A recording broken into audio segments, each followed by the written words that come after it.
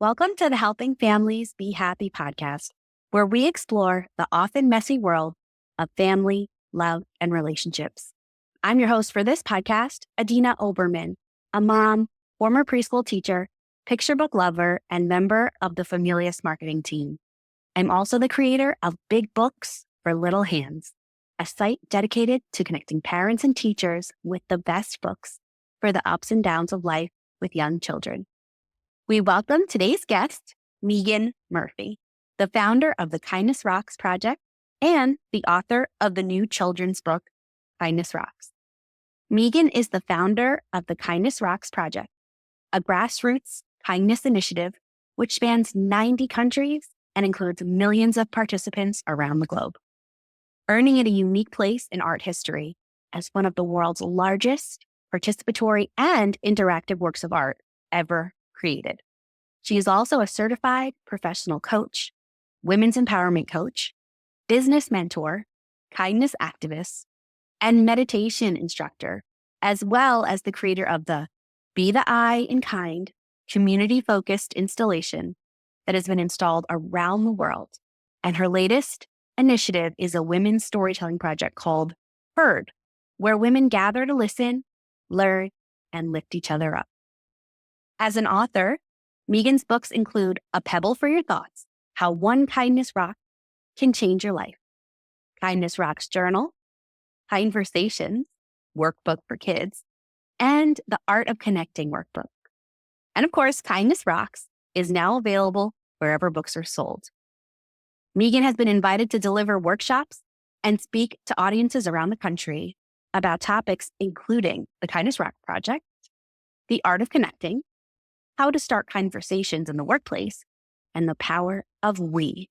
She's also appeared on numerous national media outlets, including The Today Show, Associated Press, The Huffington Post, Thrive Global, BuzzFeed, Better Homes and Gardens Magazine, Parents Magazine, Highlights for Kids, Country Living, First for Women Magazine, Women's Day, Mind Body Green, Southern Living Magazine, Sci Central, NPR, and many others. Today, we're exploring kindness, something the world needs more of in family, school, work, and life.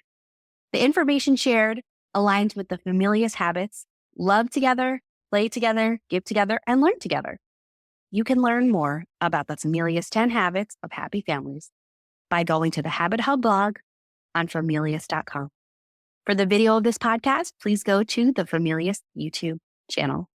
Welcome, Megan. Thank you so much for joining us.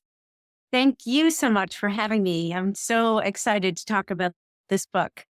We're so excited that it's coming out. So I want to ask you to give us a little bit of background information and tell us how the Kindness Rocks project began. Yeah, so it started, way over a decade ago now. I stopped counting after 10 years because I feel like everything in life should go in chunks like that.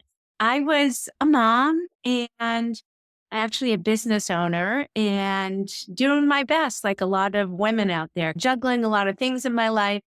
And I realized that I was feeling off in my life. I was no longer that joyous, happy mom. I felt like I was doing too much. And so I started to realize I wasn't the best mom or wife or friend, and I had to do something about that. And I had to go into self-reflective mode and think about what it was that I had to give up so that I could find that happiness again.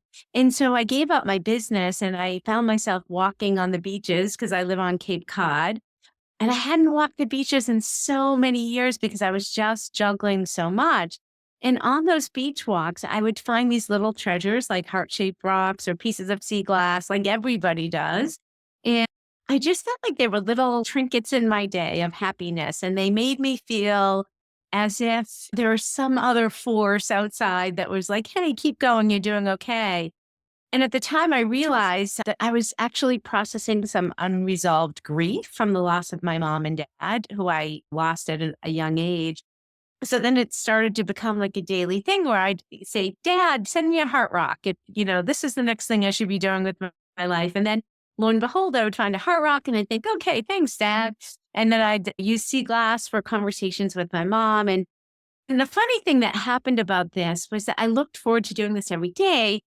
But then I noticed other people that were walking the beaches that also looked maybe like they were going through something. And I thought, I wonder if they know about heart rocks and sea glass. And so that was when I pulled out a Sharpie out of my pocket one day and I just started writing little messages for them because maybe they needed that uplifting. And lo and behold, here we are today.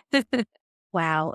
It sounds like it's been quite a journey, starting from such a very powerful personal place that you have then taken and turned into an incredible gift that you've given to so many people in the world. So thank you for sharing all of that with us.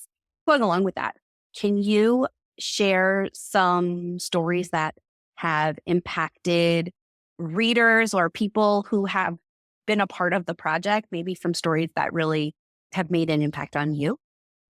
Yeah, there's countless. So I hate to only share a couple because I feel like every story matters and every story is just as powerful with the participants. But there's a couple that really come to mind. One was this Lieutenant Hargrove, and he was in the armed forces and he was sent over to Kuwait. And when he was there, he was just feeling like homesick. And he remembered that his mom painted rocks and he thought it was crazy before he was sent overseas. And when he was there, he just was like, geez, I wonder if I could cheer up my troop mates if I reach out to my mom and have her send us some kindness rocks in the mail. And he reached out to his mom and she said, oh, yes, I'll take care of that. They received thousands and thousands of kindness rocks from people all over the world because there's so many rock painting groups now on social media. And so there's a photo that I have with him standing there by this flagpole with, I can't even tell you, tons and tons of kindness rocks. And he said that every day his fellow troopmates and him would go to the mailroom and they would just be inundated by all of these little kindness rocks. And they felt like they were hugs from home and support. And it just really was such a beautiful way to touch hearts from both sides. The people that were painting the rocks from at home were feeling good about doing that and sending them over. And them receiving it was really lovely. I won't share one story about this, but there's several stories that are similar where people have lost a loved one. And what they do is they have their friends and family paint kindness rocks in honor and memory of their loved one. Then they take them around the world when they travel and leave them as a way to continue the journey for that lost loved one, that they can still, the essence of them, be there. And every time that people share those stories with me, it's really beautiful. Those sound like absolutely incredible stories. I think it's clear that you and the project have touched so many people and made an impact on such a personal level. And I just love this idea of sending kindness rocks to our men and women overseas who are giving their time and so much of their lives in service of our country. And what a special idea to give them something that doesn't cost you that much, but makes such a beautiful impact. I think that's one of the things that is so special about the whole project is that it doesn't require a lot of time, doesn't require money. It just involves care and a short amount of time and a little creativity. I'm really excited that we've captured that in the book, the Kindness Rocks book. So before we get to, oh, you're showing your copy. I hope everybody's watching on our YouTube channel so you can see the beautiful book. Oh, I love it so much. It's so beautiful. So It really is. So can you give listeners a taste of what they can expect in the book or if they haven't gotten their copy yet? yeah, of course. This is why I'm so excited about this. So it's, the concept is that there's a child having a very bad day, and we've all had a very bad day. And there's different situations that the children are facing that are common that many of us go through. And then they look down and they find a kindness rock. And they're like, oh my goodness, like it changes their outlook and they feel happy and uplifted, much like my heart rocks and sea glass. And then it inspires them to go home and paint a rock and leave it someplace the next day for somebody else. And so it's a chain reaction. And so all of the children that are going through their situations, it's a really great book for discussion topics for parents and teachers and grandparents because beyond the messages on the rock, they can say, what do you think's going on with this child? What emotions do you think they're having? And then tell me a time when you shared a similar emotion like that. So it's really a wonderful thing. I'm sure they'll be able to paint kindness rocks together at the end, but I just feel like we need more conversations around emotions because that's really going to help. There's a huge mental health crisis right now, and taking the time to really focus on processing emotions and self regulating is important for kids. I couldn't agree more. I think that there is so much going on in the world, and self-regulation strategies are always helpful, not only for kids, but certainly for adults too. And I'm really glad that you brought up why these strategies are so important, because I wanted to ask if you have specific ideas or suggestions in light of the many communities that have recently been devastated by natural disasters and unfortunately school shootings. How do these kindness rocks help communities experiencing these traumas heal? Yeah, it's amazing to me, like in Uvalde or Parkland, after these tragic school shootings, the kindness rocks have really helped heal. I actually went down to Parkland several years after the 1 year anniversary and then the subsequent year after that. And it's art therapy. It's there, the kids that have experienced this. Sometimes it's really difficult to have these conversations, but when they're sitting in there unloading and expressing the messages on the rocks that helps themselves and helps others, it's just a beautiful thing. They're painting and they're talking, and it's really beautiful. Bottling up our emotions does not help, and really taking the time to talk. And in fact, I didn't know until I was 5 years into this project. I remember waking up and coming downstairs and being like, I've got it. I understand what my process is. And because for so many years, I felt really good about waking up every day and creating kindness rocks, but I didn't know why. And I became a mindfulness instructor, meditation, and then I was able to put it into these steps, like a 5-step process with the acronym ROCKS that really helps the kids and adults. Myself, I do it daily, even this morning. And so during these massive tragedies, art therapy is really helpful. And also, they can play to a community kindness rock garden and grow love and kindness, and people can come and take one and add one. And it's a beautiful way to heal. Absolutely. I think just the act of coming together, whether it's your whole community or a small group, can certainly help you feel less alone in all of the feelings that you're processing, and then being able to put that energy into something creative, something that will help other people smile and brighten their day is such a powerful action, especially in the face of traumatic events. As we're talking about this, I wanted to also bring up one really important piece of the project that I learned, which is incorporating the practices of leave no trace, something that I learned about as a troop leader for my daughter's Girl Scout troop, but I never really thought about it as it applied to kindness rock. So can you share a little bit about that for people who might not know what leave no trace means? Yeah, it's so important. So I did not know about leave no trace and as well. And so what a wonderful way to educate people. So I make it my job to every time that I'm being interviewed to talk about this because I firmly believe in leave no trace and we need to take care of our planet. So leave no trace has all of these principles about how we protect the earth, and the idea is that when we go to certain places that we're mindful of our environment, and the only thing we leave behind are our footprints, right? So that means no trash, no painted kindness rocks, even though they might be uplifting, well-intended. When you're in national parks or in mountains or places like that, you really need to leave everything the way that it is. And don't take rocks from those places either, because that can change the ecosystem. So I always encourage everybody to go to leavenotrace.org and read up on that. It's very important if you're participating in this project to educate yourself about that, but also if you're going to plant a kindness rock garden somewhere, you want to get an okay from somebody that, you have a community spot that's designated for that.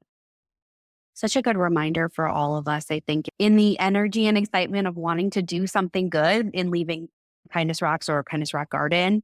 It can be easy to forget that there are places where traces of us just don't belong and that you should always find a place where people are welcoming your kindness rocks and your kind gesture. Thank you so much for that. Before we go too far in, I want to make sure that we get to talk about the book a little bit more. Do you have key takeaways that you hope people will walk away with after reading the book? Yeah, one of the things is that we think that we know what's going on with other people, right? So we make an assumption. Oh, that person's grumpy today, or they're being rude, or whatever the case is. We never know what's going on with somebody. And really treating everybody with kindness, not knowing what could be going on behind the scenes is super important.